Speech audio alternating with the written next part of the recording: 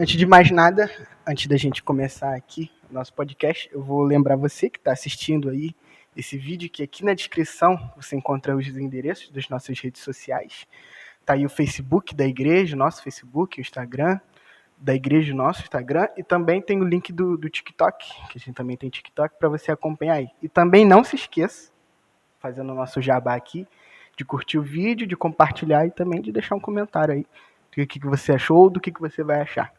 É isso, vamos começar.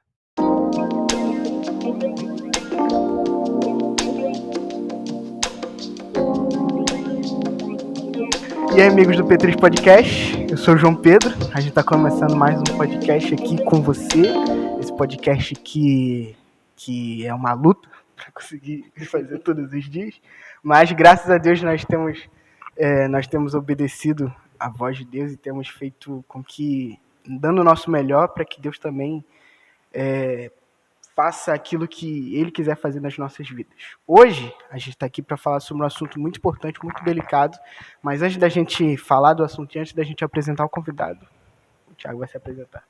E aí, galera, como é que vocês estão? Espero que vocês estejam bem. E a gente teve especial com mulheres, aí sei que vocês estavam com saudade da gente, né? Nem sei, né, se estão com saudade da gente. De ver nossas faces. Mas estamos aqui com o nosso convidado e deixar ele se apresentar. Sim, boa tarde, boa noite ou bom dia, né? Não sei a hora que você vai estar vendo. Eu sou o pastor Marcos. Hoje nós estamos trabalhando na obra do Senhor, iniciando o ministério, a comunidade cristã, família e reino. E estamos aqui para te servir, para servir a comunidade e trabalhar para a expansão do reino de Deus. Amém, glória a Deus. A gente falou com o pastor Marcos esses dias sobre um tema que, na verdade, a gente coloca o tema, mas nem sempre a gente sabe se a gente vai continuar no tema, né? Geralmente a gente vai dar naquela. Então, o princípio dessa conversa hoje, melhor assim, tentando definir, que nós queremos falar sobre a questão família, sobre a questão familiar do reino de Deus. Porque, eu não sei se quem nos acompanha sabe, mas a instituição familiar é a primeira instituição que Deus ele instituiu. A primeira instituição na Terra com importância para o mundo inteiro, importância para a sociedade, para a humanidade, foi a família. E a gente tem que falar sobre isso porque o modelo familiar de hoje está sofrendo muitos ataques mesmo. Aí a gente trouxe aqui o pastor Marcos. Claro que o bate-papo a gente vai levando aqui e você vai nos acompanhando, mas a minha primeira pergunta é sobre essa questão mesmo familiar. Se é realmente isso tudo, você está sendo atacado tanto assim, ou se é coisa da minha cabeça aqui, maluquice do apresentador, e qual a sua visão sobre isso? O que você falou é que a família é a célula máter, né? A célula inicial da sociedade. A família é o primeiro conjunto de pessoas que estão juntas, que se relacionam, que todo mundo passa por ela, né? Então ela tem grande importância na formação do todo da sociedade, do bairro, do estado, da cidade, do país que a gente mora. O fato desse ataque, além dos ataques que a gente tem visto aí pela mídia, né, pela cultura em si, cada geração que passa, ela deveria suscitar os valores da família. Né? E o que está acontecendo, acho que a principal fragilidade é isso. As gerações foram passando e foram perdendo os valores, os princípios que norteiam a vida familiar, a vida como um todo, né? Da família que a gente conhece, né? Heteronormativa, e hoje a gente tem visto outras coisas acontecendo. Não estamos aqui para falar contra ou a favor, mas eu acho que a gente poderia começar entendendo qual o propósito da família e como ela deveria ser e por que ela sofre o ataque. Isso, então, exatamente. O que a gente quer esclarecer. Mas e aí, o propósito primordial? Por que família existe? O que foi a primeira coisa que Deus instituiu na sociedade? Como você falou, a primeira criação de Deus após ter criado tudo e o próprio homem foi instituir a família, né? Ele olhou e falou, não é bom que o homem esteja só, e formou do próprio homem a mulher, né? E aí se deu a primeira família, que é aquela família original ali no Gênesis. Mas eu vejo o propósito da família, ou a criação da família, algo anterior a toda a criação. Eu costumo brincar e usar aqui a frase de Agostinho, de São Agostinho, filósofo, né? Ele, filósofo e cristão, ele pergunta assim: o que Deus fazia antes de criar todas as coisas? Né? Antes não existia nada, só Deus. O que ele fazia?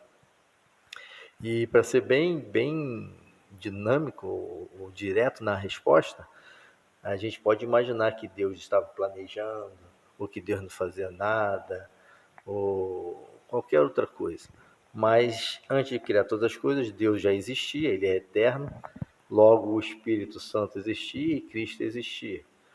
Porque Então, os três são Deus, né? os três são Deus.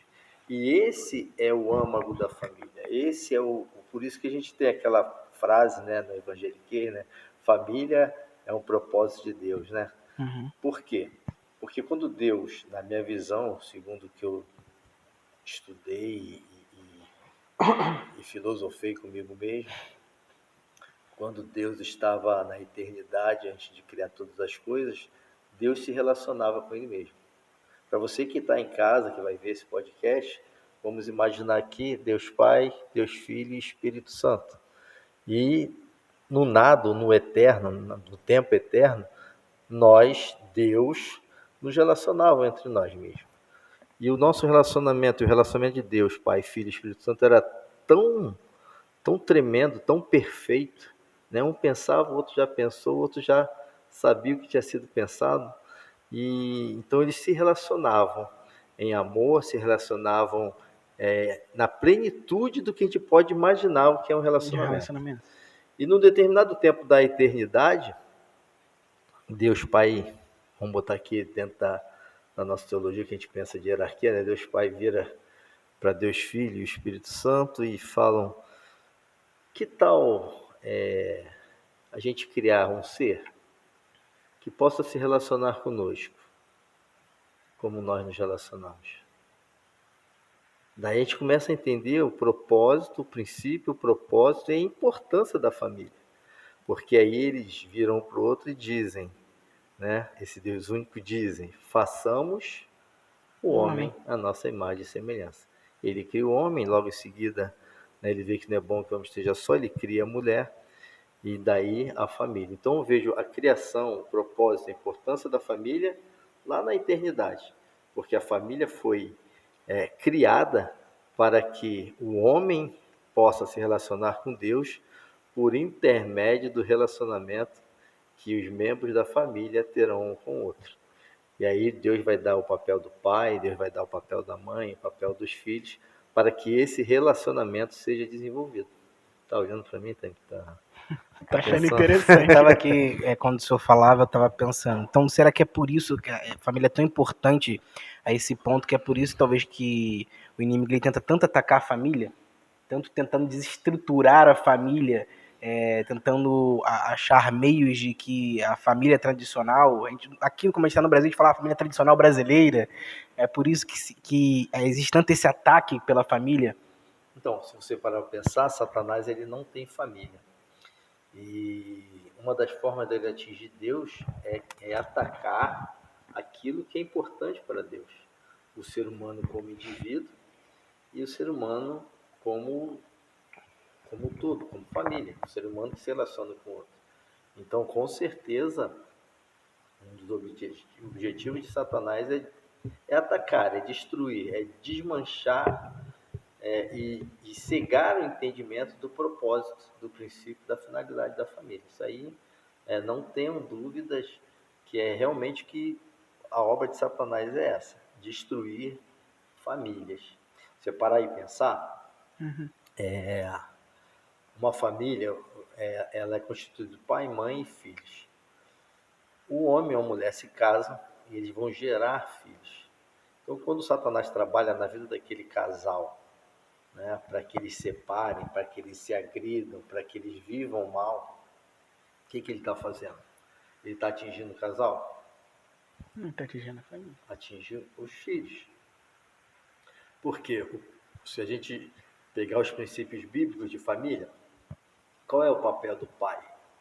A gente vai falar, o pai tem que cuidar, proteger, Prover. incentivar, prover, né? Mas o principal papel do pai é mostrar quem Deus é como pai. Aquilo que a gente conversou outro dia, né? Se o teu filho, ou se nós como filho, não vermos o relacionamento que o nosso pai tem com o pai, a gente não vai querer conhecer o pai do nosso pai, não vai conhecer o Deus do nosso pai. Então, o papel primordial do pai na família, é mostrar quem Deus é como pai.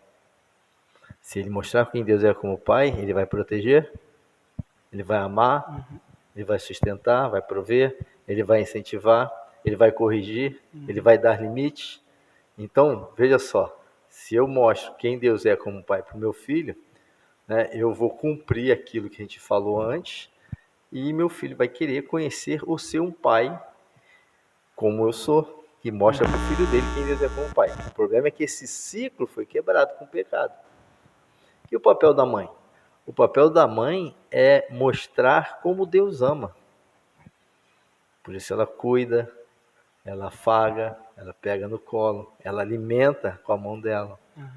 Então o pai mostra quem Deus é como pai, suprindo, protegendo. A mãe mostra como é que Deus ama. Então, assim como o relacionamento pai, filho e Espírito Santo eram perfeitos, o relacionamento familiar foi projetado, família, um projeto de Deus, para ser perfeito também. Então, talvez seja por isso que tantas pessoas, às vezes até sem saber explicar, tem tanta raiva de Deus assim. Porque, como você diz, a nossa primeira imagem de Deus é o nosso Pai. E se o nosso Pai não sabe mostrar como Deus é, logo a pessoa associa essa imagem a Deus. Isso acontece, João Pedro, muitas vezes, com muita frequência no ambiente cristão. Porque a maioria de nós viemos do mundo, viemos de uma vida absoluta, de uma vida de pecado, e não crescemos com os conceitos do reino de Deus. Não crescemos com os conceitos da família cristã, que está permeado por toda a Bíblia. E aí a gente vai criar os nossos filhos segundo o curso do mundo. Como nós fomos educados também, né? Exato. É por isso que nós vemos filhos batendo e... Isso, gritando. a gente vê um pai que bate no filho, aí o filho provavelmente vai bater nos seus filhos e... E outra, não tem como enganar. Quer ver um raio-x de uma família? É a salinha das crianças na igreja. Você vai ver a criança que xinga, a criança que é agressiva, a criança que é reprimida. E ali você pode, se um pastor quiser gerir família nas suas igrejas, conheça a salinha das crianças. Então não vai ter aquele diácono que não se escandalize, mas não vai ter aquele diácono que bate na mulher em casa ou bate nos filhos, e ele vai conseguir passar ileso sem ser conhecido aquilo que ele faz. Agora, a igreja, né? A igreja, ela é um dos símbolos, ela tem a metáfora de família. Então, assim como a família deveria ser um ambiente terapêutico, um ambiente de cura, um ambiente sadio, a igreja também deveria. Quando eu falo aqui que se você olhar para a salinha, você vai descobrir como são as famílias, não é para um líder chegar e excluir e castigar, mas é para orientar. Ó, tem alguma coisa acontecendo errado na sua casa, né? Então, a ideia é essa: quanto mais a gente conhece os princípios familiares, né, como vocês falaram lá no Gênesis, né? Não é bom que o homem esteja só. Olha a preocupação de Deus com esse projeto que ele criou. Né? Então ele fez uma mulher. E aí ele diz aqui, né?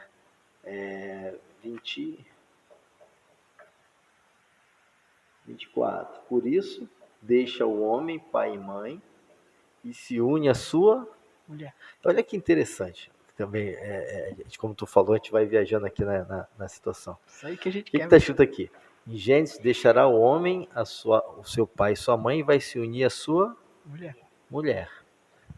E aí a gente vai ver na sequência, né, os patriarcas tendo mais de uma. Mulher.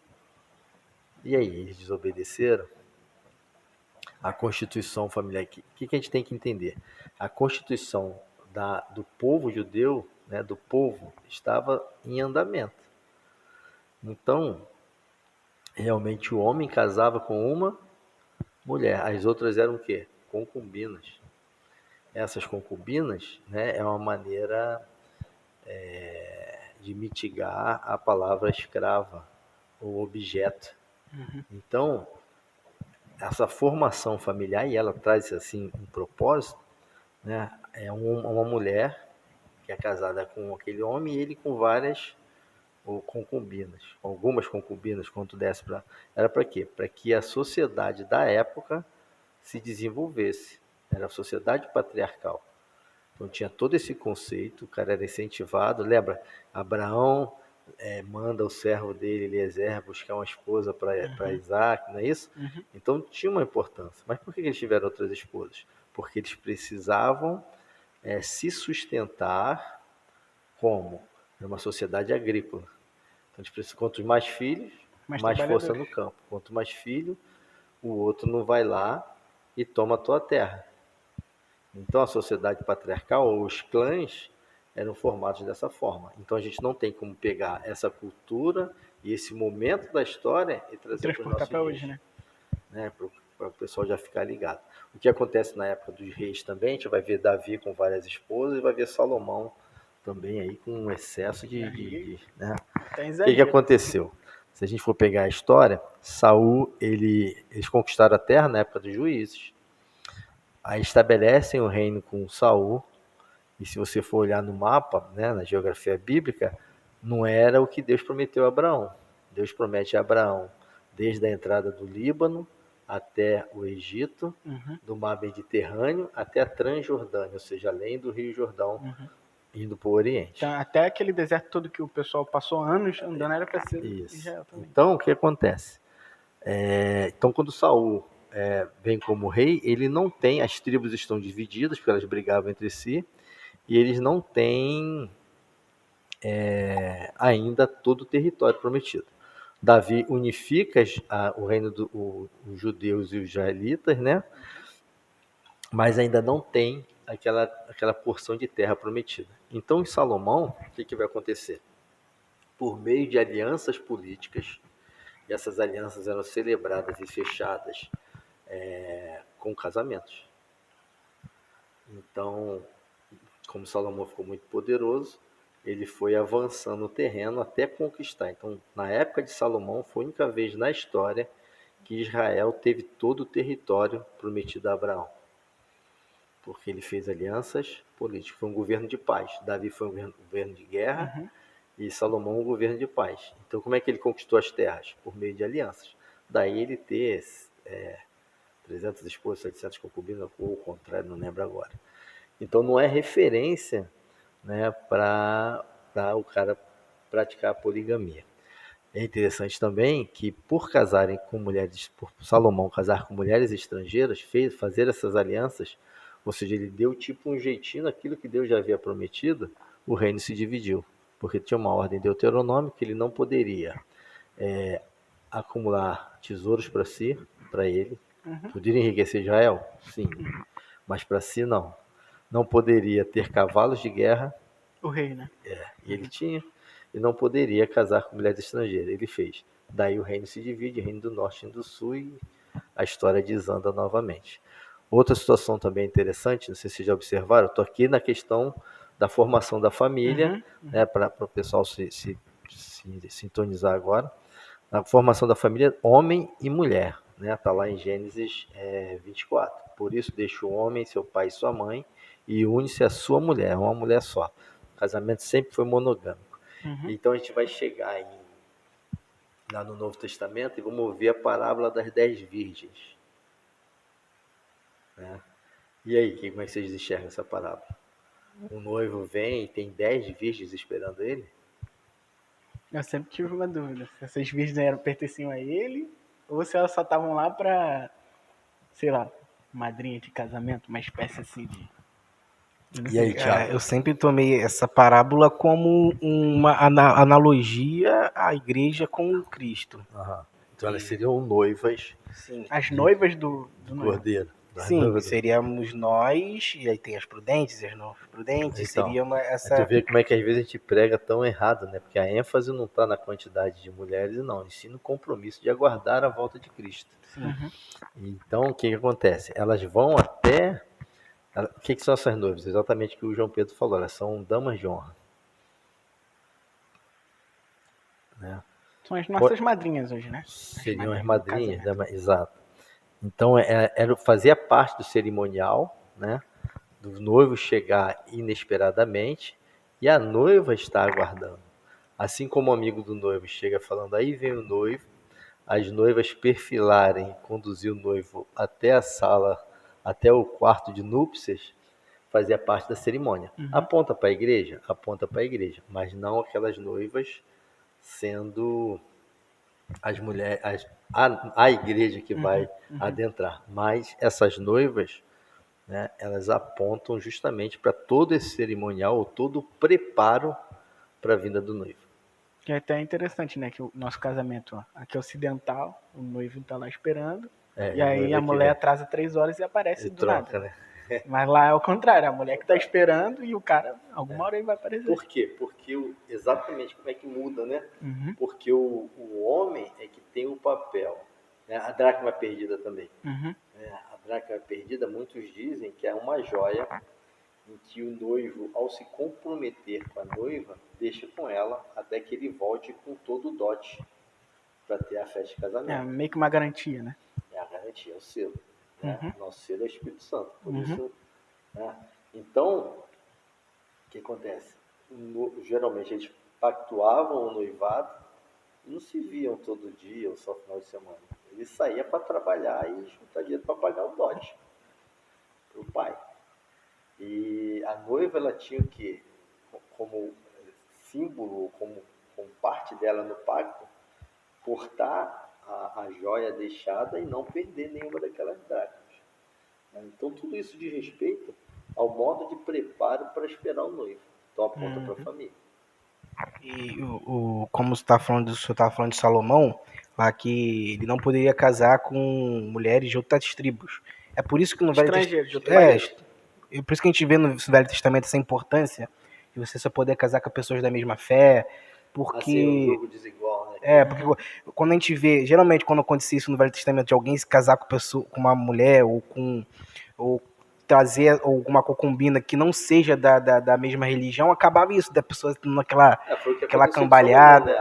As mulheres estrangeiras adoravam os mesmos deuses anteriores, né? Dos amorreus, Deus, Dagon, Astarote e esses deuses todos ídolos, né? Então Salomão chegou a idolatrar, Salomão chegou a adorar juntamente com as mulheres. Né? E depois a gente vai ver isso, da divisão do reino, Reino do Norte e Reino do Sul, o Reino do Norte caindo na prostituição espiritual direto. Aí você acha que hoje em dia ainda é favorável que seja assim? Porque se você tem um relacionamento, melhor você ter com alguém da sua fé, porque, por exemplo, quando a gente vê geralmente, ou você, quando uma pessoa tem um relacionamento com alguém do meio circular, ou a pessoa camba pro meio circular, ou a pessoa traz a pessoa pro evangelho. Mas na maior parte a pessoa vai pro circular. Então é aconselhável que a gente ainda... Então, o que acontece? O problema é você saber quem está na igreja e é cristão. Também tem isso aí também, né? Eu outro dia eu vi um gráfico que eu achei interessante, ele serve tanto para quem está casado, para quem tá namorando, noivando ou aguardando em Deus, né? Então eu queria que vocês imaginassem aqui um triângulo, ok? Um triângulo. E na parte de cima do triângulo, né, onde as linhas se encontram, está Deus. Num casamento, por exemplo, se vocês estudaram matemática, eu esqueci agora, nos vértices, né, nos vértices inferiores, o homem estiver aqui e a mulher estiver aqui, eles estão equidistantes de Deus, né? Eles têm toda essa caminhada para chegar a Deus, mas, então, observaram isso? O homem aqui e a mulher aqui, eles são casados. Na base do triângulo. Nenhum deles, na base do triângulo, nenhum deles buscam a Deus. Estão longe de Deus. O que está acontecendo com eles aqui? Estão distantes. pessoa distante dele mesmo, Uhum. um do outro. E se a mulher busca Deus e o homem continua aqui? Vai Olha o que continuar. aconteceu com a distância. Até Aumentou. aumentou, né? Aumentou mais ainda. Ao contrário também. Ok? Ao contrário também. Agora, se os dois buscam a Deus, de maneira equilibrada, né? Sempre vai ter um, né? Mas estão buscando a Deus. À medida que eles se aproximam de Deus, Eles se aproximam de si, né? aproximam-se um do outro. Então, responde a tua pergunta. Isso serve tanto para o casamento, para o namoro, para o noivado, né? Essa pessoa, se ela estiver aqui no mundo, ela vai te aproximar de Deus, você vai ficar próximo dela, ou o que vocês pensam é tão distante do que um pensa do outro, né? E aí mostra também o quanto o outro que está em Deus, né? Porque geralmente o que vai atrair esse jovem, esse casal, é a questão sexual. São convicções diferentes, né? Um tem que Porque esperar, o outro a quer afi- logo a- praticar. A afinidade quase que plena é a atração carnal, né? Porque Jesus é bom, mas não sei se é tão bom assim. Né? Tem que buscar Deus. Buscar Deus, mas ele não está em todo lugar. Aí, né? Tem Até que ir o no culto. linguajar, Mas já foi semana né? passada. Isso. Aí isso acontece muito quando o jovem vai para a faculdade ou está ali cumprindo o segundo grau. Tem que se pensar bastante. Então é melhor você, no caso do homem, tentar primeiro levar a pessoa a Cristo, não converter, porque quem converte é quem? Espírito Santo. O Espírito Santo. Então ora bastante. O segredo é o joelho e buscar Deus. Em contrapartida, se você é um jovem que busca Deus, você está indo para Deus. E tem uma jovem por aí que está buscando a Deus também. Um dia vocês vão se encontrar Em Deus. em Deus. A melhor coisa que tem, um encontro da tua vida é um encontro em Deus. Isso daí é um namoro santo. Não é? Não é? E esse namoro santo não quer dizer que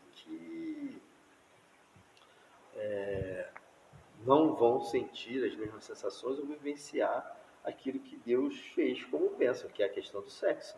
Né? O sexo, o casamento é o único lugar, né, onde o sexo é benção. Então, é para se pensar. Exatamente. Ou seja, fora do casamento, sexo é pecado. Dentro do casamento, não fazer sexo é pecado. Essa questão eu não vou nem opinar. E entrando nesse meio que a gente está falando de relacional e como isso nos aproxima e nos distancia de Deus, o que nós vemos hoje é essa quebra do ciclo familiar. Que hoje é permitido você conjugar com o mesmo sexo, que você ter relações. Isso também, hoje em dia, é posto nas escolas e no âmbito televisional. Isso existe, essa palavra? Não sei. Agora existe. Então, é posto pra gente, é posto para nossos filhos. Você acha que isso também lógico, é uma artimanha do inimigo, mas como nós... Então, é uma falta de cuidado da família, né? Isso que eu ia falar. A infância, os nossos filhos estão sendo hipersexualizados por toda a mídia, a televisão nem tanto mais, cara. O problema é que você pega um celular, dá na mão da tua filhinha de 2, 3 anos, do teu filho de 2, 3 anos, e não olha o que eles acessam. A gente dá o celular com o objetivo de acabar com os nossos problemas. Exato. Deixa distraído lá. E aí já quebra Silêncio, o famoso silêncio. Já quebra o princípio da família. O pai não tinha que cuidar, a mãe não tinha que amar. Já deturpa, já. Já deturpou tudo. Né? E por isso, sim, o diabo não está precisando nem mais atacar, porque ele infiltrou-se. Né? Nós permitimos que os princípios fossem destruídos. Só para ter uma ideia, vamos voltar aqui na questão da família. A palavra, qual a diferença de você morar numa casa e de você estar em um lar? No lar você é acolhido. Quando você mora numa casa, você só vive lá, você convive. A casa fala do lugar, né? A casa é o lugar. Do ambiente. O lar é a família. Né? A família forma um lar. Né? Até então a gente podia fazer um programa na igreja, né? Meu lar, minha vida. Né? Que não precisa ter casa própria para ter um lar. Né? A palavra lar, ela vai vir de lareira. Então, nos primórdios, né? Quando não existia energia elétrica, as famílias se reuniam em torno da lareira ou da fogueira. Isso aponta para quê? Que dentro da casa tem que ter fogo. E o fogo que a gente conhece é o fogo do Espírito. Então a família ela tinha que estar em torno do fogo. Logo, todos em torno do mesmo Espírito, servindo o mesmo Deus, amando o mesmo Deus, desfrutando do mesmo Deus. Esse é o princípio de família no reino de Deus. Né? Então, lar vem de lareira, onde todos ali se alimentavam, era a última refeição da noite em torno da lareira. A lareira servia para juntar a família, proteger do perigo e aquecer do frio, acolher, lugar de acolhimento. Então, o lar, a casa que você mora com a sua família tem que ser um lar, um pedaço do céu na terra, onde todos são acolhidos, tratados, cuidados.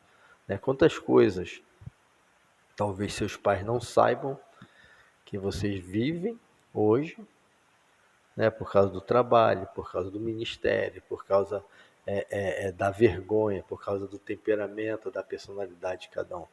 Então lá seria um lugar onde a gente seria resolvido. Eu sei quem sou, sei para onde vou, sei de onde eu vim, qual é a minha origem, qual é o propósito. Se a gente observar as famílias judaicas, né, a família, que é a nossa base, né, eles já sabem que vão ser profissionalmente, são incentivados a se casar, as mulheres são incentivadas a se guardarem. Né? Por exemplo, até hoje, como eles não creem que Jesus veio, se a gente for pegar estatisticamente, eu li uma vez isso, estatisticamente as mulheres até os 16, 17, 18 anos são virgens ainda, a maioria delas, é lógico que mudou muita coisa na sociedade judaica, porque almejam ser quem?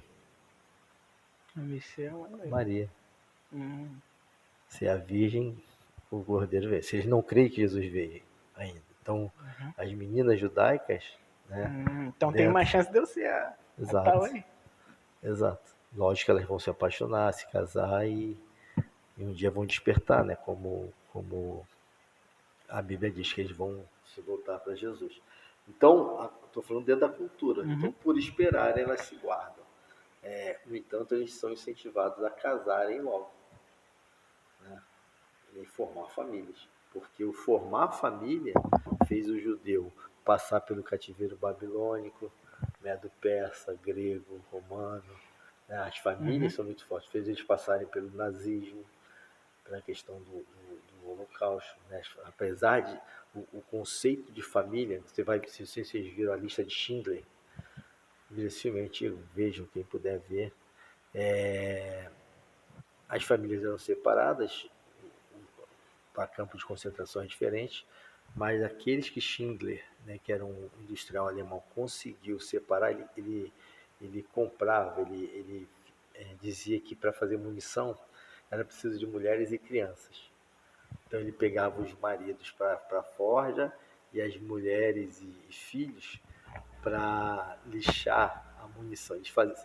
Eles faziam a munição para a guerra, mas era uma forma de salvar famílias. Então, como é que Deus, até ao longo da história também, foi protegendo, na nossa história contemporânea, protegendo esse sentido de família, e a família judaica também. Então, ele faz a mesma coisa hoje, quando ele levanta homens que vão nortear, ser exemplo e ensinar acerca dos princípios de família dentro da Bíblia.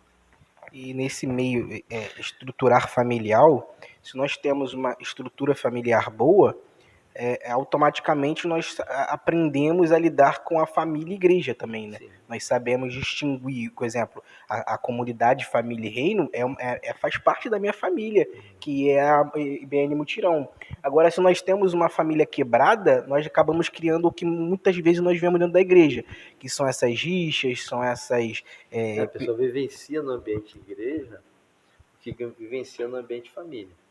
Então, a igreja denominacional ela tem que se preocupar realmente com a família. Temos trabalhos excelentes, né? Casados para sempre, mulher é o máximo, homens de propósito. Acho que o Thiago já fez casar para sempre. Fiz. Vários programas que ajudam e trazem esses conceitos. Agora, nada mais para ser mais eficaz do que você querer. Eu quero uma família abençoada. Eu quero viver o que a Bíblia diz. Eu quero ser o que a Bíblia diz que eu sou. Né? E tudo pode mudar. Não há nada impossível para Deus. Né? O problema é que a gente tem que baixar as guardas, se render para verificar. O problema da minha família geralmente sou eu. Geralmente o problema é sempre de quem reclama mais do problema, né? Exato. Né? Tem uma ilustração, né? A gente fala muito sobre sogra, né? Tem uma ilustração que a mulher não se dava com a sogra, ela foi na cidade pequena falar com o padre, e o padre passou para ela uma simpatia que ia acabar com a vida da sogra. Ela tinha que botar na comida da sogra 3 vezes por dia um remedinho, e a mulher com o tempo ia adoecer e ia morrer. E o padre falou isso para ela. E aí, ela, para dar comida à sogra, ela teve que fazer o quê? Fazer a comida e convidar a mulher, a bendita sogra, para... E ela não se dava de jeito nenhum. E aí acontece, com o passar do tempo, de tanto tomar café, almoçar e jantar juntos, e preparar o prato, e aí caprichava no prato para a pessoa não desconfiar, elas começaram a conversar, começaram a diminuir aquele atrito que tinha, e ela começou a amar a sogra. E desesperada, ela corre para o padre, para aquele líder religioso, e fala: o que eu faço agora? Já tem 3 meses que eu estou dando remédio para ela vai morrer, agora eu amo minha sogra. Aí ele fala assim: era um placebo, era um remédio falso. Era para, se eu falasse para você tratar a sua sogra bem, você não faria. Né? Mas então ela, motivada por algo ruim, né? Ela começou a fazer o bem e percebeu que ela não dava oportunidade para outra pessoa. Aquele dia eu até falei aqui, né? Não quero ser pego odiando alguém que Deus ama, né? Odiando alguém por quem Deus morreu. Então imagina, qualquer pessoa imagina com o da nossa família. Eu até separei um texto aqui, deixa eu ver se eu vou achar. Aquele texto que diz, aqui atrás, se alguém, aqui, deixa eu achar aqui, tá no celular, tá mais fácil. Ó, 1 Timóteo 5,8. Mas se alguém não tem cuidado dos seus, e principalmente dos da sua família, negou a fé e é pior que o infiel. Se alguém não tem cuidado dos seus, e principalmente da sua família, negou a fé e é pior que o infiel. Do que o infiel. É o que a gente vê muito hoje em dia também, é muito, muito falado, mas pouco é botado em prática, é que a gente tem que ganhar almas. E isso não é discutível. Mas hoje em dia nós priorizamos as pessoas que estão lá fora e esquecemos da nossa própria casa. A gente não, você. Não, tô falando. inclui A minha você, casa, Brasil. graças a Deus, minha casa tá indo bem. São 2 extremos, né? A pessoa prioriza ganhar o de fora, ou então ela ganhou os de dentro e não quer saber mais de mais nada. Né? Quer ficar, se está na igreja, minha família está salva, que se dane os outros. Então tem que ter um equilíbrio, tudo é equilíbrio. Né? À medida que a gente busca para o nosso lar, é exemplo no nosso lar, o segredo é esse, ser exemplo. Ser exemplo. Não adianta eu virar, João Pedro é meu filho, eu falar: olha, você tem que servir a Deus, você tem que temer, tem que ser bom. Ele me vê fazendo gato, me vê pegando emprestado e não pagando, me vê violento, sendo agressivo com a mãe. Vai acabar. Como é que O ele vai moço, crer em faço o que eu falo, mas não faço o que eu Exato, digo. exato. É o famoso fariseu, né? Eles pregavam uma coisa e viviam outra totalmente diferente. Então, o segredo da família é ser autêntico, ser de Deus, ser exemplo, conhecer os princípios, né?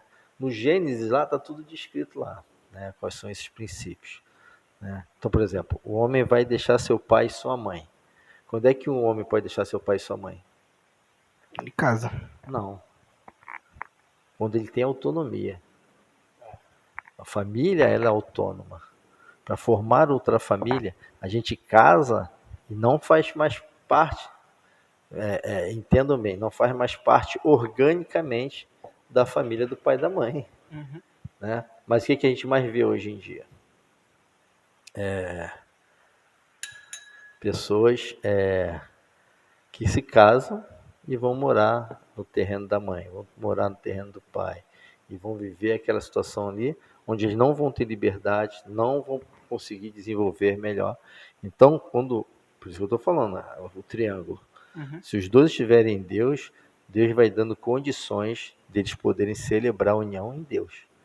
E aí é o princípio lá de Gênesis: deixará o homem seu pai e a sua mãe, né? Aí vai se unir a sua mulher, princípio de aliança. Então, a partir desse momento que deixou o pai e a mãe, a aliança agora, por isso que eu falei, não pertencemos mais à família do pai e da mãe, a nossa aliança agora, antes nós tínhamos a aliança de honrar pai e mãe, ok? Primeira aliança. A segunda aliança agora é a aliança de casal. Ser fiel até a morte. Até que o morte, ser fiel em todas as circunstâncias. São princípios, está ali escrito. Você vai se unir a sua mulher. E serão os dois uma só carne. Aí a gente vai tirar os princípios que estão lá em Efésios, né? O que aconteceu? Como é que Deus formou Adão?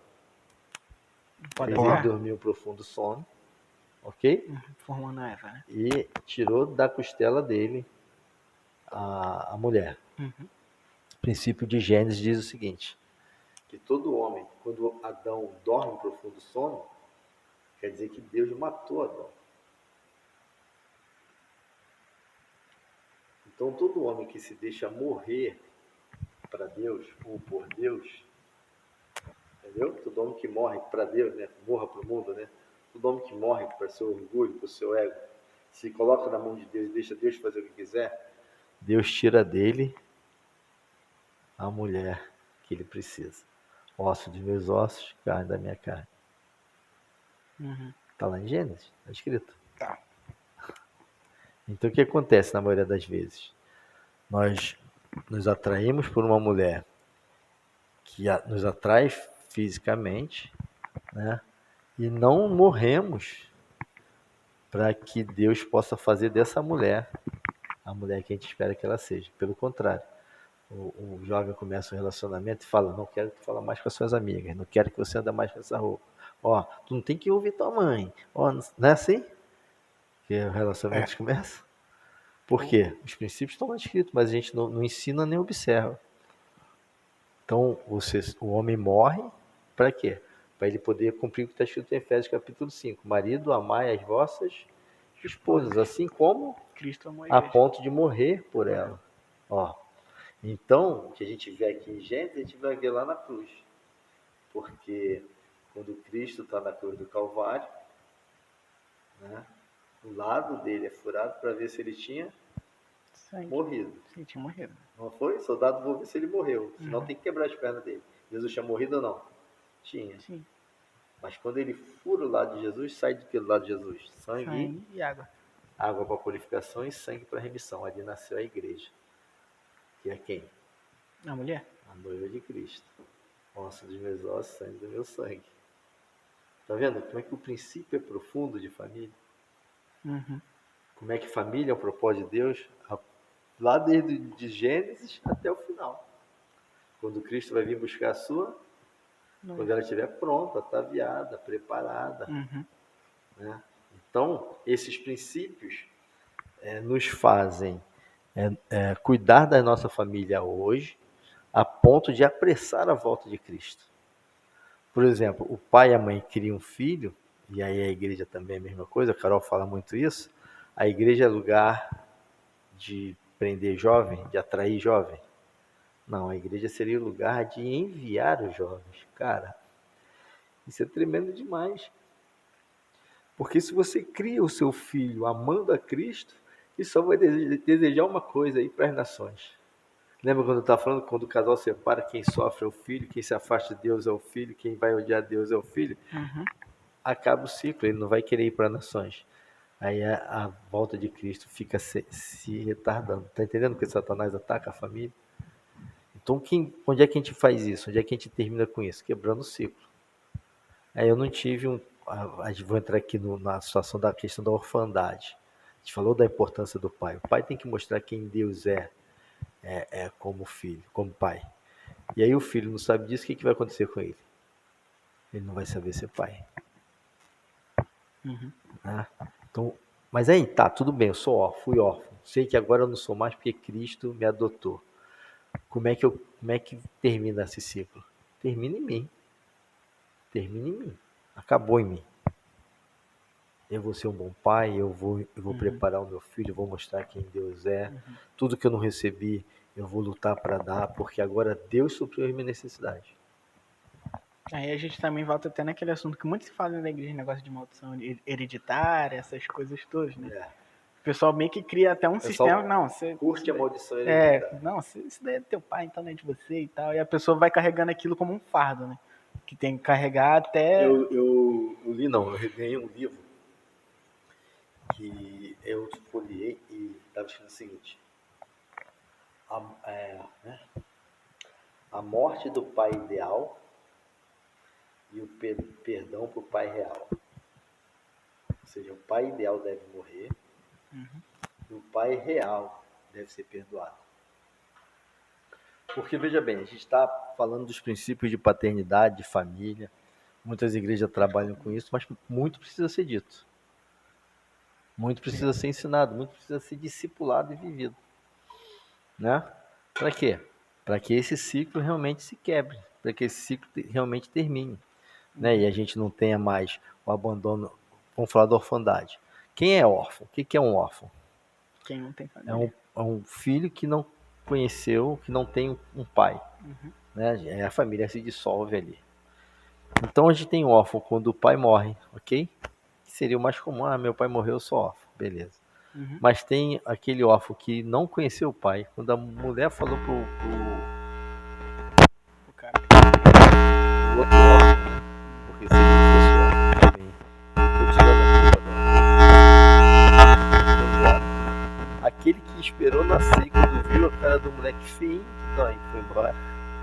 Tô falando assim pra gente brincar, pra gente amenizar o, né? O pai que separou depois de grande. Pra mim, um dos piores é o pai que tá em casa e não consegue ser pai. Eu já vi, né? Eu trabalho como analista também, filhos que vivem com o pai em casa e falam: meu pai é isso, meu pai é aquilo, eu odeio meu pai. E na realidade ele não está falando que eu odeio o pai dele. Ele está falando: eu queria amar de qualquer jeito, mas não tem como. Como é que eu resolvo isso? Morrendo o pai ideal, quem é o pai ideal? É o pai que tu imagina. É o pai parecido com Deus. Mas tu não teve o pai ideal. Então esse pai tem que morrer. E o pai real tem que ser perdoado. Por quê? Porque ele não recebeu o que vocês estão recebendo. Tá entendendo, Tiago? Se teu pai não recebeu o que você recebe de Deus, ele tem mais que ser o quê? Tem mais que ser perdoado. É o ponto mais difícil, liberar o perdão. Isso. Mas se você recebe o amor de Deus, não tem como seguir a vida sem perdoar. Porque, por exemplo, vocês viram aquele filme A Cabana? Né?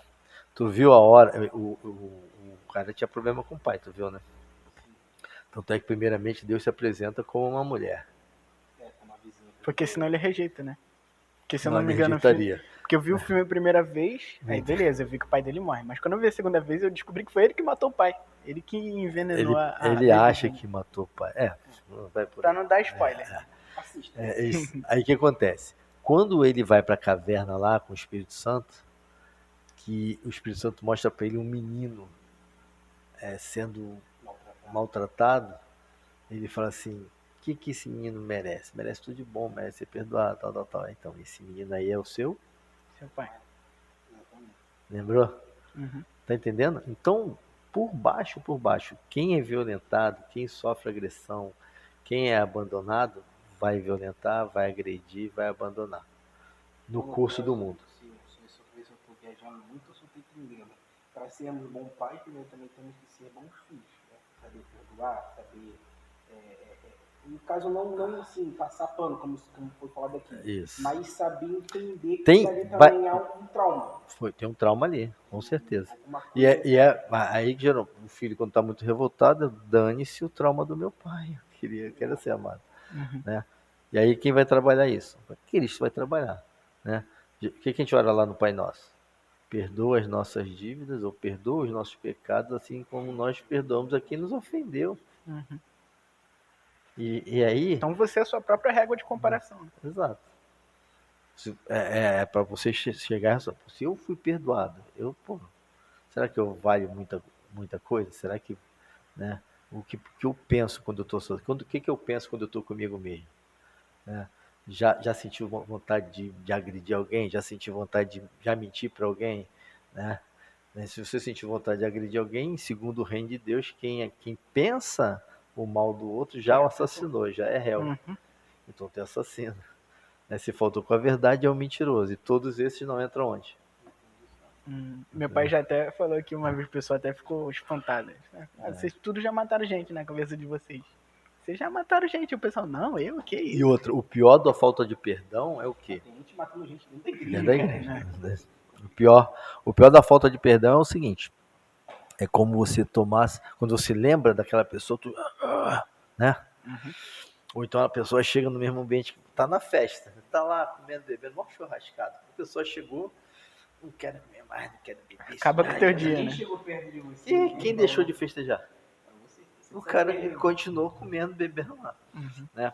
E aí, pior, o ditado diz o seguinte, que não perdoar é como tomar veneno querendo que o outro morra. Esse ditado é famoso. Né? Tomar veneno querendo que o outro morra. Então, os princípios da família são importantes demais, cara.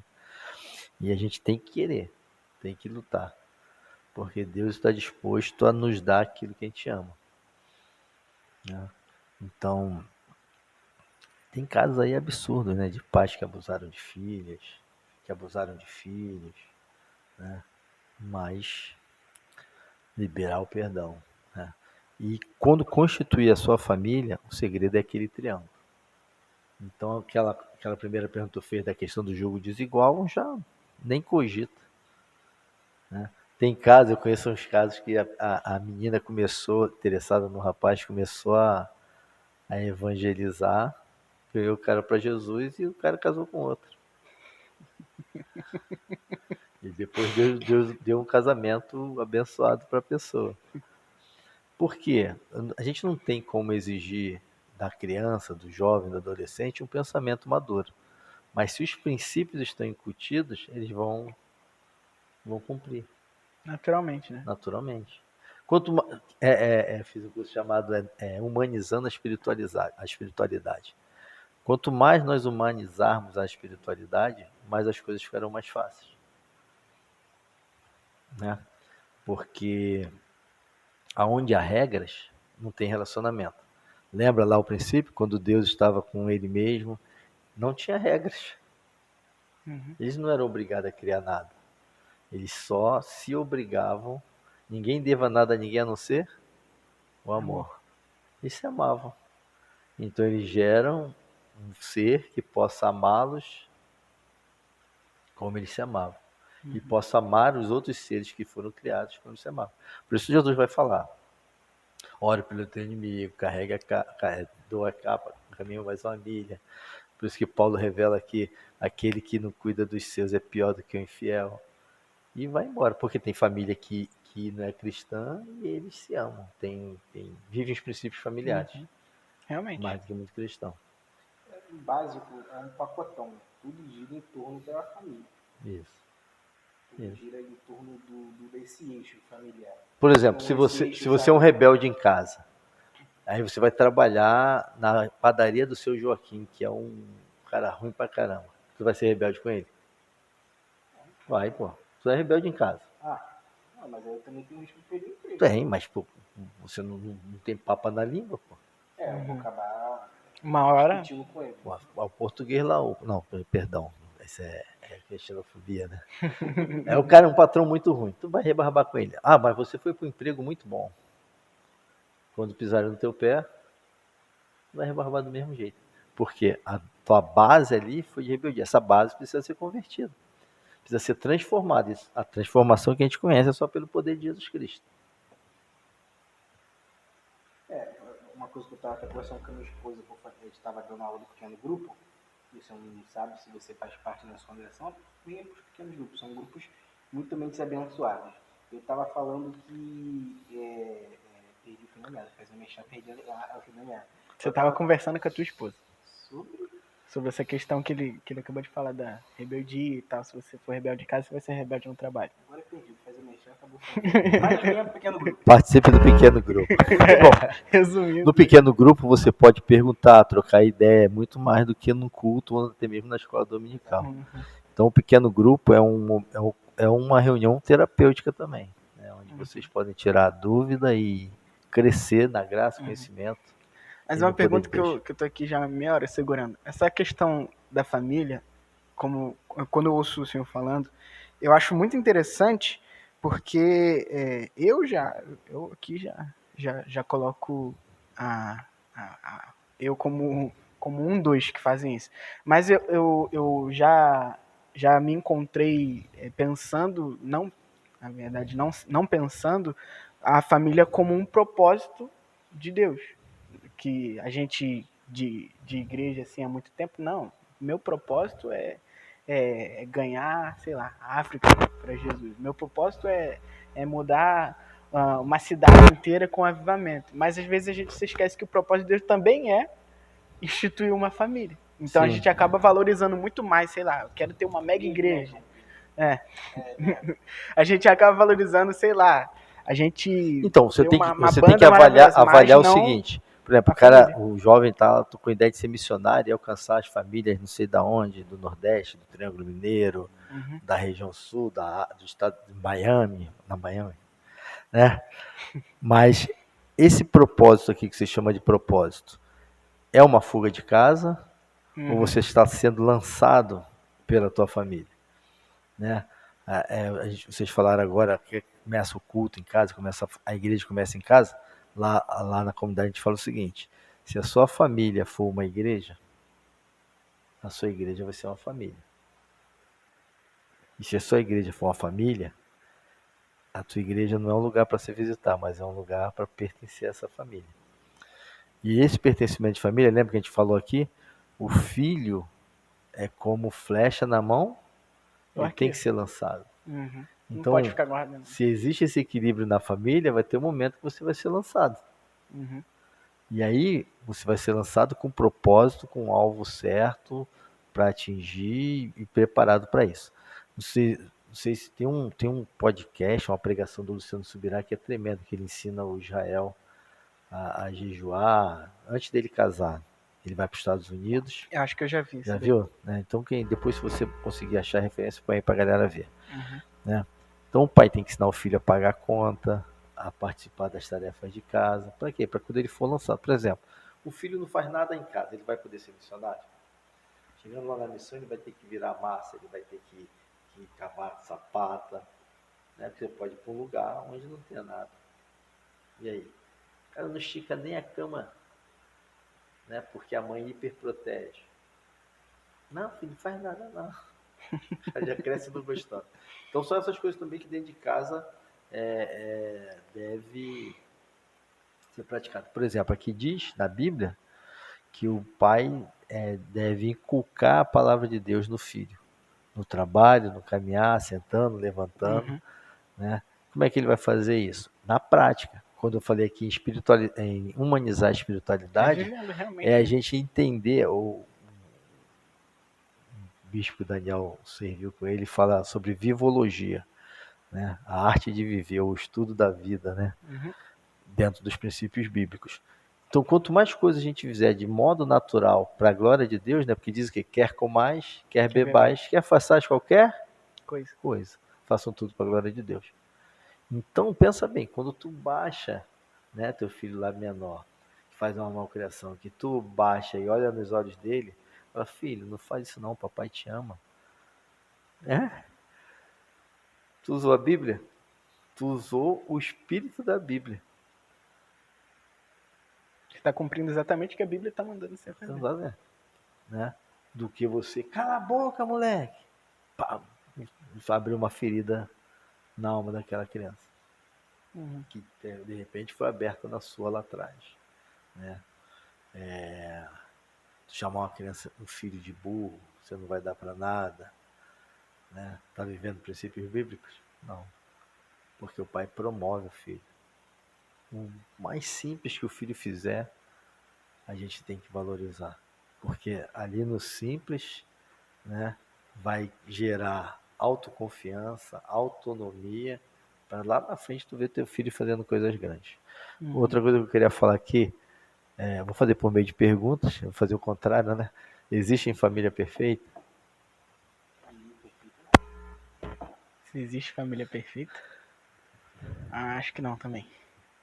A família da margarina, por exemplo? A família da margarina é perfeita. Da coalha ainda mais.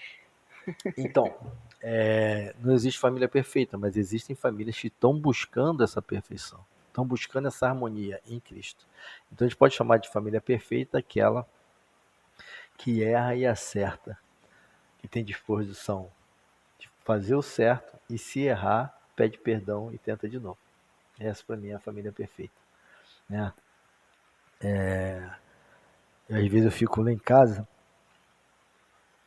maravilhado com o seguinte: a gente hoje tem várias pessoas nos procurando e tal. E às vezes eu converso com eles lá. O que eles viram na nossa família? Porque a gente também discute, a gente também se desentende, né? Mas Deus me deu a resposta. Vocês estão tentando acertar. Então, o princípio do sucesso da família é você entender que nenhum outro sucesso vale o fracasso da sua família, de José Gonçalves, né? Nenhum outro sucesso vale você fracassar com a sua família, né? Então, por exemplo, eu fui militar durante 30 anos. Muitos momentos eu tive que me dedicar à minha carreira, né? E graças a Deus eu tive uma esposa que supriu minha necessidade. Tenho filhos excelentes e isso tudo eu vejo a mão de Deus. Quando a gente se rende, quando a gente entende que a gente não é capaz. Por mais que a gente conheça, por mais que a gente leia, por mais que a gente instrua, a nossa capacidade e capacitação vem de Deus, né? E temor, tremor, oração, e vida na vida. O pai é importante na vida da família, na vida da esposa. Se a gente for ler lá em Efésios, quer ver o que Efésios tem interessante? Não sei se vocês perceberam. Ele vem falando sobre a unidade da fé. Muitas vezes tu pega Efésios, tu lembra de quê? A armadura de Deus. Armadura, claro. Né? A armadura de Deus é preparo para a guerra, né?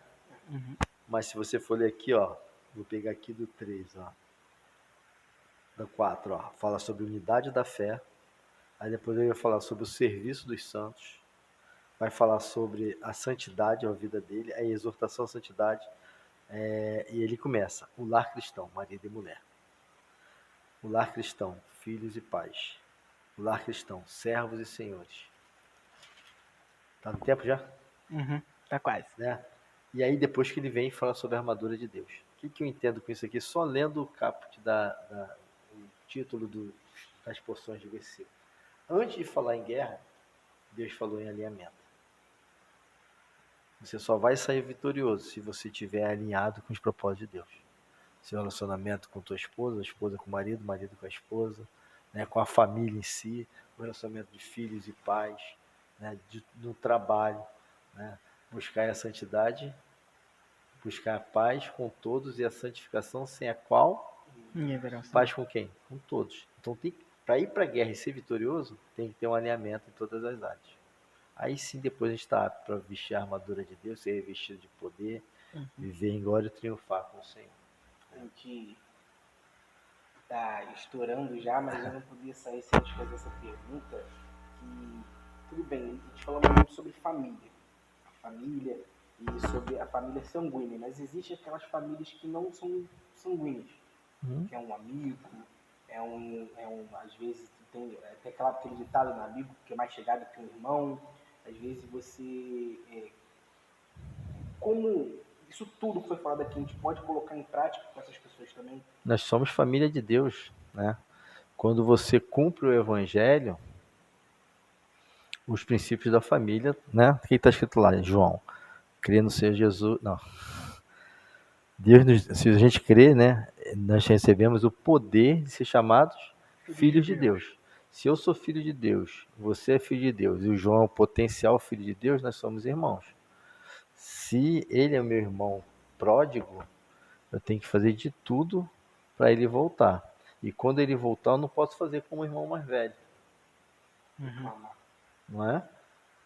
Eu estou aqui na igreja, faço de tudo. O teu relacionamento está distorcido, porque você trabalha não como filho, mas como um trabalhador, esperando um salário. O filho já sabe que é herdeiro. O filho pródigo, por um tempo, pensou que podia ganhar o mundo, mas ele volta arrependido. Se a gente pegar a parábola do filho pródigo, na realidade é a parábola do pai que ama, né? Ele recebe o filho, né? Ele recebe o filho ali calorosamente, só que essa parábola termina de uma maneira dramática. A gente não sabe se o filho mais velho entrou para a festa. A história não termina, né? Continue. Então, nós somos família de Deus. Como a gente tem acontecido muito isso. Assim como eu ponho o alimento na mesa para os meus filhos, eu tenho uma alegria tremenda em ver meus irmãos comendo na minha mesa. Deus tem abençoado. Assim como eu sei que meu filho tem problemas, que ele pode precisar de uma palavra paterna, a gente também tem trabalhado com a paternidade espiritual, resgatando filhos de orfandade, levando esses filhos a perdoarem seus pais sanguíneos, né? A morte do pai ideal e o perdão do pai real. E com essa Nem me pergunta o que eu vou falar no final, que eu não tenho palavra. A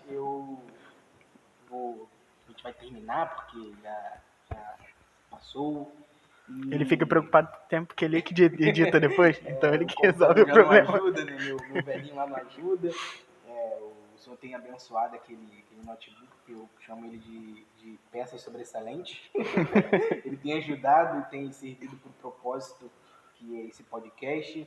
E se você gostou, deixe seu like, comenta, compartilha, envia para alguém que é ferido por sua família, que por algum motivo foi ferido, por algum motivo você vê que aquela pessoa carrega uma mágoa sentimental sobre, às vezes, um pai, uma mãe, ou até mesmo pode até não ser pelo pai e mãe, mas tio ou tia, abrange tudo isso. Envie esse podcast para ele ou para ela, que vai edificar, tenho certeza que vai falar no coração dele. Agora eu queria não te perguntar, que você falou que não tem, eu gostaria de perguntar ao pastor Marcos, que, como eu falei com a Carol aqui, a gente vê que vocês trabalham muito com jovens, que vocês são uma família que abraça. Quais os projetos que vocês têm aberto no momento? Falam onde fica lá a comunidade, se alguém quiser comparecer lá. Hoje nós estamos ali, Deus nos deu a oportunidade de alugar uma casa onde a gente consegue fazer o templo e os projetos que a gente está em mente. Estamos ali na Rua São João, número 40, e atualmente nós estamos trabalhando com os cultos, temos aula de canto lá com o Iago, quem quiser, a gente está abrindo vaga. Trabalhamos com a psicanálise, então toda sexta-feira a gente atende algumas vagas, 10 vagas para a comunidade terapêutica, o pessoal vindo da drogadição, e aberto também para a comunidade, né? A ideia da nossa igreja lá é ser uma igreja que serve tanto a comunidade quanto serve as outras igrejas também. Estamos começando a fazer um trabalho lá com os pastores do bairro também, a gente sentar, orar, tipo um pastoreio de pastores. Devemos começar também uma aula de inglês para criança, e talvez uma aula de musicalização para crianças também. Então são vários projetos, a gente está caminhando com Deus, conforme Ele vai dando oportunidade. A ideia é a casa Família e Reino ficar aberta o dia inteiro lá, servindo as pessoas. Se alguém aparecer lá e não encontrar o senhor, pode procurar? Procurar quem tiver lá, Carol, Kátia, Daniel, os meninos lá, Ronald, Lucas, André, todos. Tem sido uma experiência muito interessante esse momento que eu estou vivendo, porque a Bíblia diz que a gente vive o sacerdócio de todos os santos. Então a gente está podendo imprimir o sacerdócio em todos que se achegam ali e vão se enquadrando nessa visão de reino, né? A visão de reino não é você reinar sobre os outros, mas é servir o Rei dos Reis e o Senhor dos Senhores. E a gente tem procurado fazer dessa forma. Tá bom. Como as últimas palavras para o pessoal? Lute pela sua família, ame sua família, não se renda com os obstáculos, busque em Deus e com certeza Ele vai abençoar a sua família. Se aqui fosse um culto, a gente ia falar, igreja, se vocês querem que o pastor Marcos volte aqui, grita amém aí. Aí todo mundo, amém e tal, então ele vai voltar e tal. Então, já que não tem como ninguém gritar amém agora, bota aí o amém no comentário. O pastor Marcos voltar A com gente espera ter colaborado, né? E realmente comentem aí, pode criticar, pode discordar, pode botar ideias, né? É interessante, o podcast é bom por causa disso, né? E, como eu te falei, você pode deixar um like, um comentário e pode comentar também com um convidado que vocês queiram ver aqui, que seja da comunidade aqui próxima, né? Que a gente não tem esses recursos. Nós estamos vendo aí, talvez, a gente consegue fazer entrevistas via Skype também, com pessoas mais longe. Nós estamos tentando aprimorar para trazer o melhor para vocês. E, então, deixe um like para nos incentivar, né, a continuar e que tem chegado nossos ouvidos alguns comentários que têm nos fortificado. Lógico que toda a glória é para Deus, toda a honra seja para Ele. E hoje, essa semana a gente estava respondendo aos comentários, estava agradecendo os 100 inscritos e eu estava olhando para a tela da arte que você fez e estava me perguntando, senhor, muito obrigado por essa honra de ter nos dado capacidade de estar fazendo esse projeto, que por muitos pode ser até um projeto pequeno, mas que eu creio que tenha alcançado vidas. E é só isso mesmo, fiquem com Deus. Amém.